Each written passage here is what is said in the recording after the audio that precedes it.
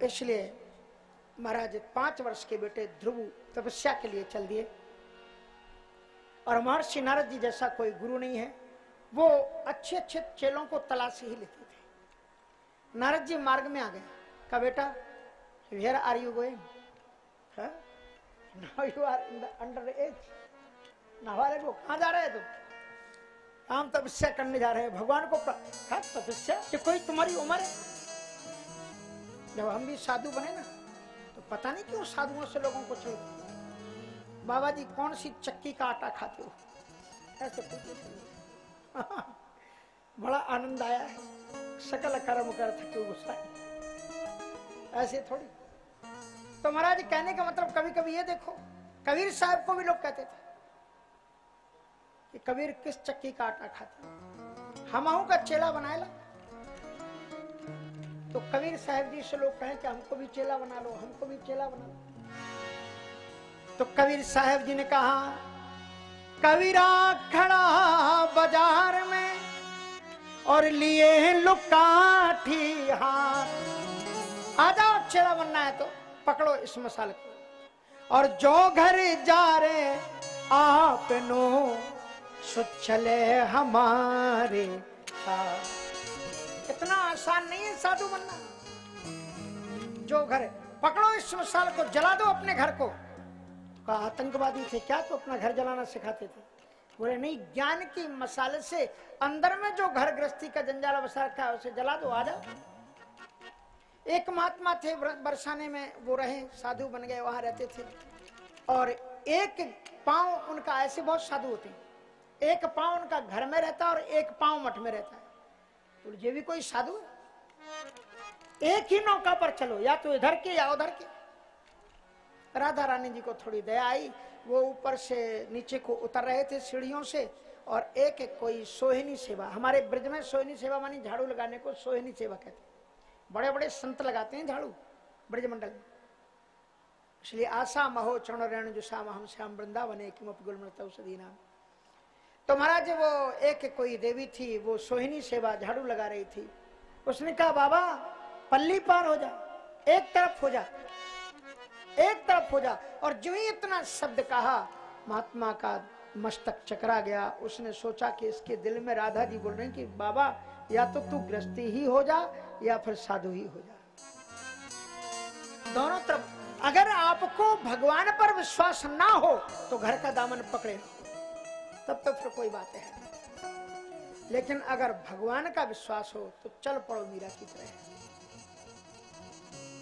मीरा जब निकली, उसकी अवस्था क्या थी? मात्र 21 वर्ष अवस्था थी। और जब वो निकल करके आई, तानसेन ने अकबर को बताया। वैसे तो उसका पारिवारिक झगड़ा था उसके साथ में, बाबर अकबर, पर अकबर ने कहा तुमसे भी ज्यादा संगीत। बोले हाँ, हमारा कला में है और उसका भक्ति में है। सुनने के लिए जब वो आए, मेरे तो गिरधर गोपाल दूसरों को न्योछावर हो गया। कहा वाह वाह। उसने कहा तुम तो एक हस्ती हो इस देश की, इसलिए हम आपके लिए कुछ पुलिस लगा देती है, सुरक्षा गार्ड आपके साथ में रहेंगे। आप परिवार को छोड़ करके आ गई हैं, आपके लिए कुछ अर्थ दिल्ली से आएगा, पैसा आएगा आपके पास में। मीरा उठ करके खड़ी हुई, आंखें लाल हो गई। आप इसी वक्त आप यहां से उठ करके चली जाइए। और रोने लगी। बोले क्या हुआ? मैंने क्या कहा? कहा आपने मेरे पति का अपमान किया है। आप कहते हो मैं अकेली हूं, तुम सुरक्षा दोगे? जब से मैं घर को छोड़ करके चली हूं, जित देखो तित श्याममयी है। मेरा प्रीतम मेरे साथ में हर पल हर क्षण था। अगर कोई गड्ढा आया, उसने हाथ पकड़ करके मुझे पार लगाया, अग्नि से उसे बचाया। हर समय पर वो मेरे साथ था। तुम मुझे क्या सुरक्षा दिए? ईश्वर पर पूरा विश्वास होना चाहिए। अगर पूरा विश्वास नहीं है तो भक्ति अधूरी है। ऐसी लागी लगन हो गई मगन, ऐसी लागी लगन मीरा हो गई मगन। वो तो गली गली हरी गुन गाने लगी। ऐसी लागी लगन मीरा हो गई मगन, वो तो गली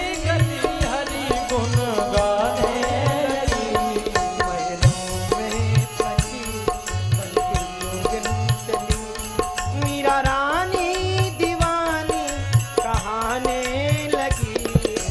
लागी लगन मीरा हो गई मगन, ऐसी लागी लगन मीरा हो गई मगन।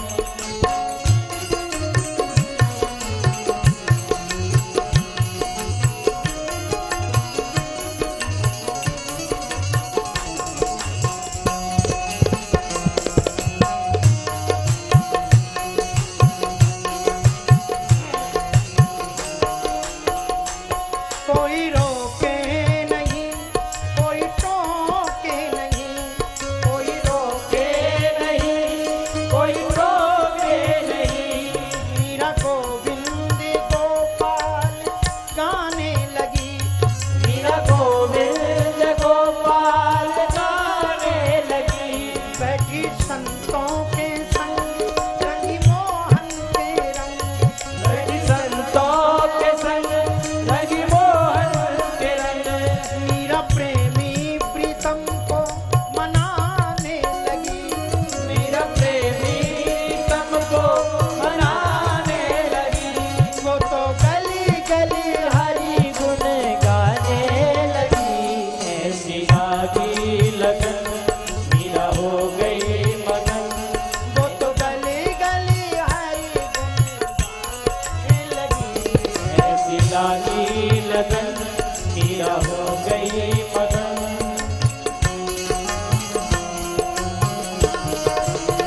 जय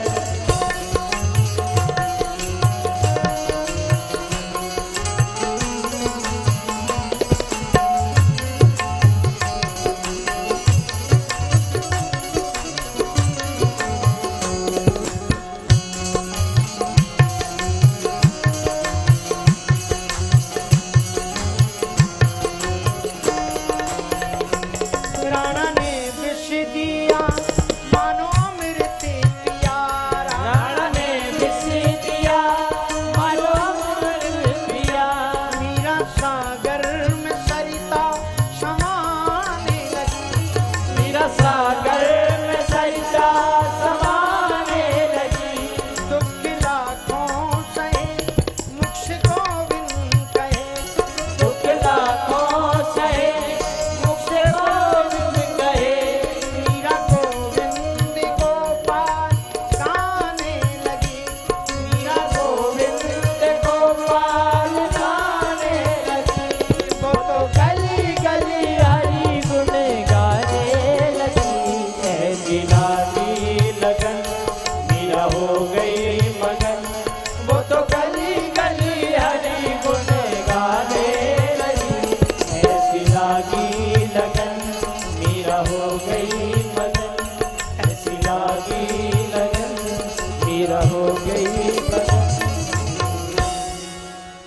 जब आपके जीवन में ईश्वर का पूरा भरोसा होगा तो एक बात मुझे याद आ रही है, थोड़ी सी मैं आपके साथ में शेयर कर लूं। अपनी बात सुनानी नहीं चाहिए, पर श्रीमद् भागवत के महात्म्य में ये भी लिखा हुआ है, वक्ता के साथ में दृष्टांत कुशलो धीरो वक्ता कार्याति निष्प्रहा। दृष्टांत के माध्यम से भी कुछ बात बताई जा सकती है। इसलिए एक बार मैं जयपुर से छोटी लाइन अब शायद बंद हो चुकी है, उस ट्रेन में मैं बैठा हुआ था। भीड़ बहुत होती थी, सन 83 की बात है। एक शिविर में गया था, रामानंद संघ का शिविर था, और वहां से इतनी भीड़ थी कि संत लोग जो हमारे मित्र थे वो ऊपर चले गए। रेलवे स्टेशन पर आया तो इतनी खचाखच भीड़, और हमको आना था आगरा के लिए। तो कुछ संत ऊपर भी, वो रेल के डिब्बे पर भी चल गए थे। रेल के डिब्बे पर, अब तो देखे ही होंगे, अब तो बंद हो गया, ऊपर चल गए थे। उन्होंने मुझे देखा, कहा कमल दादी आ जाओ। अब वो थोड़ी छोटी भी रहती है, छोटी रेल वाली। तो किसी ने हमारा हाथ पकड़ा, नीचे से उचकाया और खिड़कियों पर पांव रखा, ऊपर से खींच लिया, और वो बगल में एक छोटा सा झूला था जो मूवियों में पत्रकारों के बगल में टंगा हुआ दिखाते ना, वो था। अब महाराज कुछ देर तक तो पैसेंजर थी, बात चलती रही, और कुछ देर तक तो हमारा सत्संग कीर्तन महात्माओं का चला। उसी के बाद में नींद आने लगी, तो लोग प्राय करके धीरे धीरे करके उसी छत पर लेट भी गए। और उसी छत पर लेटने के बाद में वो, आप बीच में जानते हो ना, कभी कभी खड़क से हिलती है गाड़ी, पटरी बदली क्या हुई, वो हिली, और मैं खिसक गया। और खिसका भी तो इधर उधर नहीं, 2 डब्बों के बीच में खिसक रहा था। खूब आवाज दी, ट्रेन तेज गति से चल रही थी, आवाज कोई सुन नहीं सकता था, वैसे भी लोग सो रहे थे। मैंने अपना जो झोला था उसकी तान को पकड़ लिया, लेकिन कहते हैं ना मौत की आहट सुनाई पड़ती है, उसके धागे टूटने की आवाज आ रही थी कि इसके धागे टूट रहे हैं, बचना मुश्किल है। मैंने सोचता कि मरता क्या नहीं करता, कुछ भगवान का भजन कर लो, अंत राम कहे आवत नहीं। तो मैंने राम रक्षा स्तोत्र शुरू किया, लेकिन जब मौत आए ना तो भजन भी नहीं होता। मैं बस केवल एक श्लोक पर अटक गया, आपदाम अपहर्तारम दातारम सर्व संपदाम लोकाभिरामम श्री रामम भूयो भूयो नमाम्यः। इसके आगे मुझे श्लोक आए नहीं याद, बार बार भूयो भूयो नमाम्यः भूयो भूयो नमाम्यः।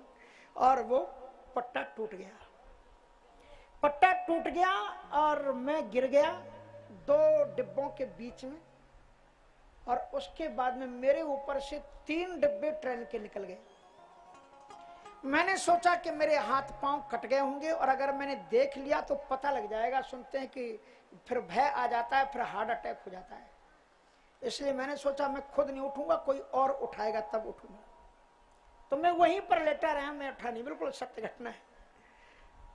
अब महाराज उसके बाद में रात्रि का सन्नाटा था, 1 बज रहा होगा। उधर से दूसरी एक ट्रेन आने वाली थी, उसका हॉर्न बजा।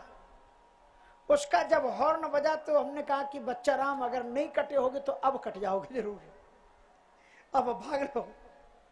तो मैं उठ करके भागा, सचमुच में मैं तो भाग लिया। अगर पांव कट गए होते तो भागता कैसे।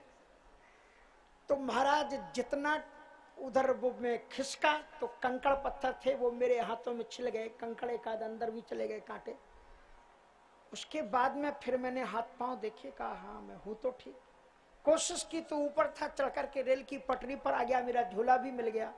और मेरा लोटा, वो पहले कौन सा लोटा होता था लंबा वाला, शायद कन्नौज ये कहते थे, क्या कहते थे, उसी को वो भी मिल गया और लेकर के चल। फिर महाराज गांव वालों ने बड़ी सेवा की। कहने का मतलब ये है कि आपको विश्वास हो सकता है कि छोटी पटरी पर कोई बालक गिरा हो। मेरी उम्र कोई 13-14 वर्ष की थी, और उसके ऊपर से 3 डिब्बे पटरी के निकल गए, और उसके बाद भी बाल बांका नहीं हुआ। बाद में जब वहां जाकर के देखा तो हुआ था क्या कि वहां पर थोड़ा सा गड्ढा था जिस जगह मैं गिरा था। पहचाना कैसे मैंने, क्योंकि कोई पुस्तक का पन्ना फट करके वहां पर पड़ा हुआ, तो मैंने कहा आसपास, और यहाँ पर थोड़ा घिसा था तो उसका रक्त थोड़ा सा लगा हुआ था। उससे समझ में आ गया कि मैं तो ईश्वर ने पहले ही, पृथ्वी माता ने आपके लिए गोद दे देगी अगर तुम ऐसी परिस्थितियों में फंस जाओगे। ईश्वर का भरोसा रखो, कबहू बिगड़त ना सुने रामचंद्र के दास। ये अपने जीवन का अनुभव है। श्री ध्रुव जी